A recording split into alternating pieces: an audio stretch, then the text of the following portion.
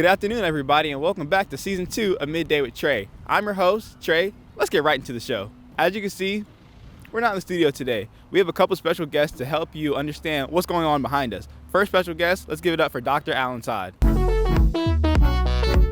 My name is Alan Todd, and I'm in the Philosophy and Religious Studies Department. My specialty is in the history of Judaism. I'm also a trained archaeologist, which is really how I got involved here with Whittemore and Whittemore Racepath Historical Society. Over the summer, I was involved in some projects looking at certain buildings that could perhaps be recovered in case they came down. When I came out to Whittemore, I realized that it probably didn't need to come down. It was made out of bricks and steel. And so I became involved with Whittemore Racepath Historical Society when I met Reverend Cheryl Adamson at a city council meeting, where she expressed thanks, at least at the time, for the city for allowing for a plan from the community to determine how the building could be used.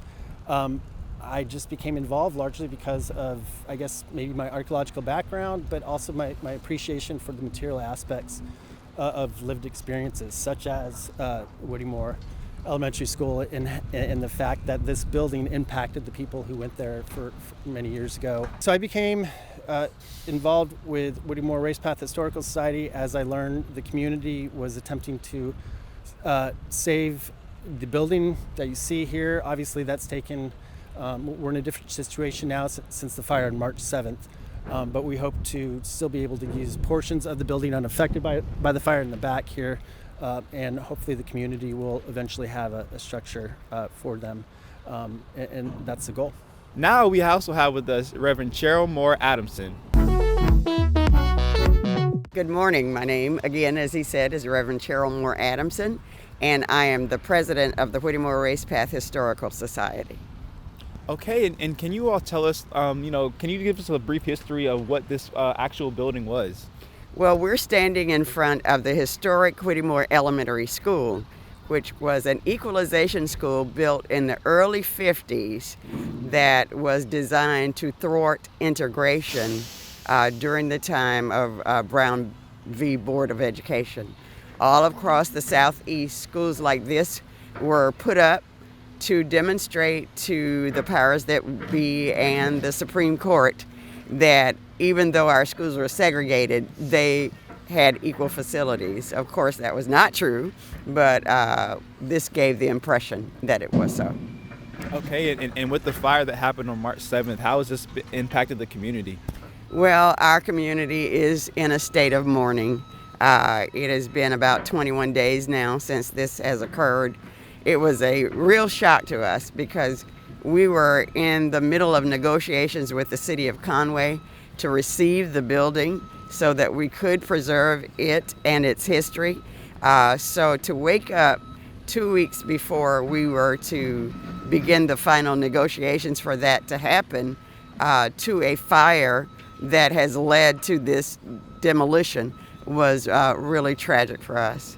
All of my life, I've heard that experiencing a fire was akin to experiencing a death, and that is indeed proven to be the case because, it is a loss for so many people, and there have been many tears shed about this, and we're, nowhere near recovery, but right in the middle of everything that you would experience if you lost a loved one. So can you talk about some of the future projects that, that were in process or that can still be in process with, the old Whittemore?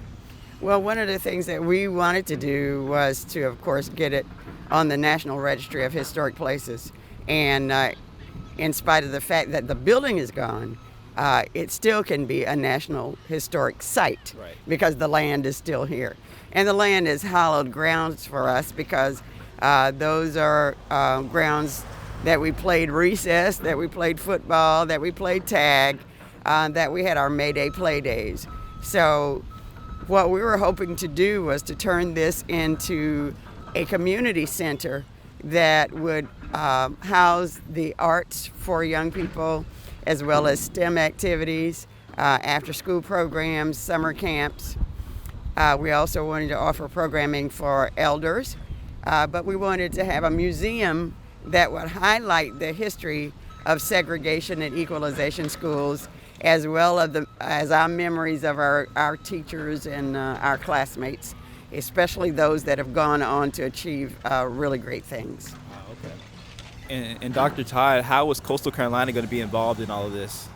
I'm one of a few other faculty members who are trying to help tell the story of Whittemore. Carolyn Dillion has worked with students to help record, have oral interviews for many of the people who went to Whittemore. And then there was the hope of using virtual reality kind of elements to reconstruct the building in virtual reality to kind of help tell the story as well. And I guess my involvement is had to do originally with kind of the idea of perhaps helping if this site was able to be reconstructed. I have a separate but somewhat related project, which is trying to salvage building materials from structures that are being that are being demoed, right. But the materials would otherwise end up in the dump. So I'm trying to stem that flow to the dump, and I've been collecting materials that theoretically could have helped in the reconstruction of Whittemore. That's still a possibility for the building that perhaps would right. be used later. So that's really kind of on a material level, my involvement, as well as just becoming a member of Whittemore Racepath Historical Society to kind of help where I can. Right. Well, thank you all so much. Like I said, this is a new field for me that, so much history is being destroyed right now, but it's always new to come, a new horizon. So do you have anything else to say that you would like the audience to know just about either Whittemore, the projects that you guys coming up, or where they can find more information? Well, certainly we would like for people to recognize that we value our history because we value education. And very shortly the Whittemore Park Middle School will be decommissioned because a new school is being built. So if there is no educational institution on this site, there will be no physical educational institution within the African American community. And that is not the message that we want to get across to our young people. We want them to value education as much as we have done generationally. So we invite people to join the Whittemore Racepath Historical Society by going to www.whittemorehistorical.org. We need members with interest and expertise and a heart for our community as well as for history. And we also need donations for the projects that we'll have going forward. So this is still alive. Whittemore is still alive. We will keep it alive through every possible avenue of endeavor that we can. All right, thank you both so much for being on the show. Now it's time for Hat of the Week. My name is Cheryl Moore Adamson, and I have on the Hat of the Week.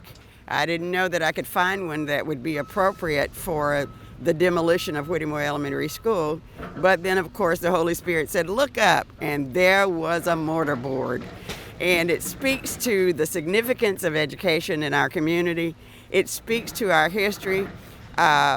When Africans came as enslaved persons to America, they were deemed as less than human. So of course, how can anyone less than human learn to read? And there were laws that said that if a person were either taught to read or a person was teaching someone to read, they could be murdered. So for people to take for granted that they will always have the opportunity to wear a mortarboard is beyond anything that we can imagine in these days and times. But we really need to appreciate what this mortarboard represents and what it can mean for many communities that are trying to make a significant contribution to education in our town. Right. Thank you. All right. Thank you so much for watching. I know this was a different type of episode, but I hope you enjoyed it and I hope you learned something. I know I did, with the Reverend and, Dr. Todd and just the history that behind us. And so, we'll, who knows where this will go. So we'll make sure to keep up and keep an eye out for all that's going on with Whittemore Park. But thank you so much for watching. It's been Midday with Trey, Season 2. I've been your host, Trey. Make sure you come back, same time, same place, next week, right here on Midday with Trey. Thank you so much for watching. Bye.